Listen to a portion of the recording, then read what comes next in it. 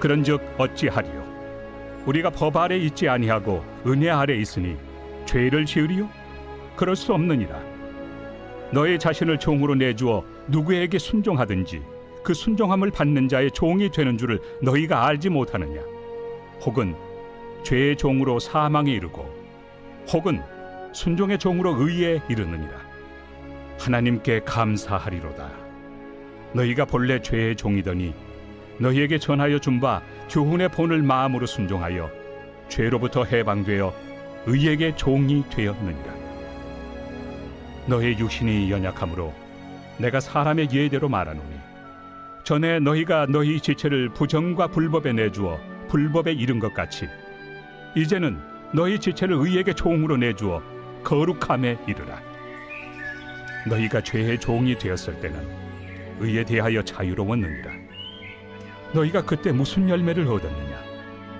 이제는 너희가 그 일을 부끄러워하나니 이는 그 마지막이 사망입니다. 그러나 이제는 너희가 죄로부터 해방되고 하나님께 종이 되어 거룩함에 이르는 열매를 맺었으니 그 마지막은 영생이라. 죄의 삭은 사망이요 하나님의 은사는 그리스도 예수 우리 주 안에 있는 영생입니다.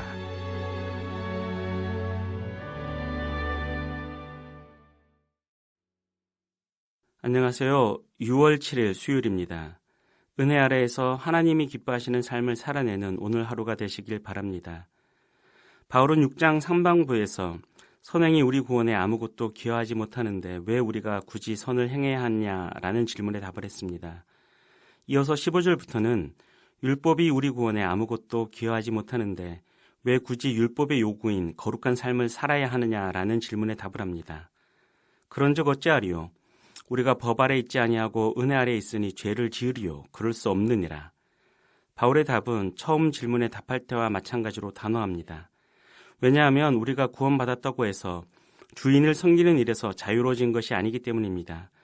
우리는 구원받기 전에는 죄의 종이었지만 하나님의 은혜로 구원받은 후에는 하나님의 종이 되었습니다. 하나님의 종은 16절과 18절 말씀처럼 순종으로 의에 이른 의의 종입니다. 죄가 아닌 하나님께 순종함으로써 하나님의 의, 곧 거룩함에 이르는 존재입니다. 그러나 우리가 처음부터 의의 종이었던 것은 아닙니다. 원래 우리는 죄의 종이었습니다. 그런데 17절에서 너희에게 전하여 준 바라고 한 것처럼 바울을 포함한 사도들이 전해준 교훈, 곧 예수 그리스도를 믿음으로 의롭다함을 얻는다는 복음을 듣고 마음으로 순종했습니다.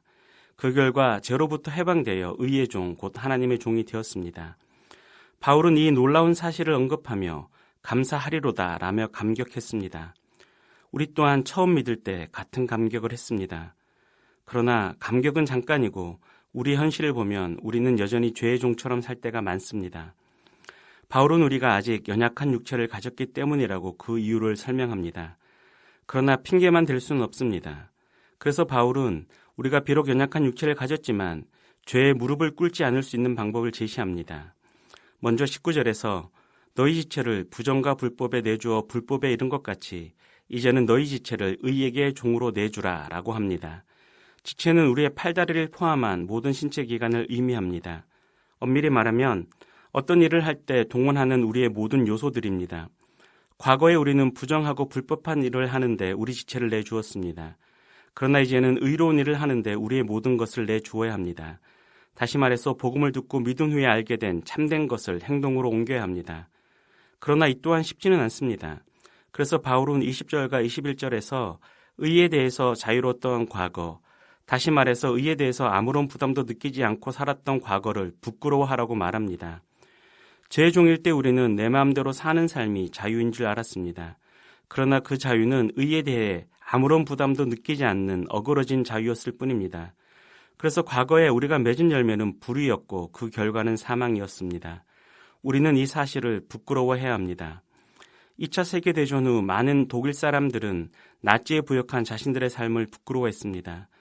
그 부끄러움 때문에 독일은 자신들의 만행을 사과할 수 있었고 다시는 같은 일을 반복하지 않기 위해 법을 만드는 등 부단히 노력할 수 있었습니다. 이처럼 의를 실천하는 삶은 과거에 그렇지 못한 삶에 대해 느끼는 부끄러움, 곧 반성에서 시작됩니다. 우리도 구원받기 전에 불의했던 삶을 반성하고 더 나아가서 우리의 지체를 의에게 내주어야 합니다. 그럴 때 우리는 우리를 영생으로 인도하는 거룩한 삶의 열매를 맺을 수 있습니다. 죄의 싹은 사망이지만 하나님의 은사는 그리스도 예수 안에 있는 영생입니다. 기도하겠습니다. 하나님, 우리가 은혜로 구원받았다고 해서 거룩한 삶을 등한시하지 않도록 도와주옵소서. 우리 지체를 선한 일에 내어주어 거룩한 삶의 열매를 맺는 우리가 되게 하옵소서. 예수님의 이름으로 기도합니다. 아멘. 1. 오심 기도. 하루 5번 마음을 다해 드리는 기도. 나는 죽었습니다. 제가 주인이 아니고 예수님이 저의 주인이십니다. 예수님은 십자가에서 죽으시고 부활하셨습니다. 부활하신 예수님을 가슴으로 만나서 따라가며 간증합니다. 사랑하는 가족과 함께 영광스러운 승리를 노래합니다.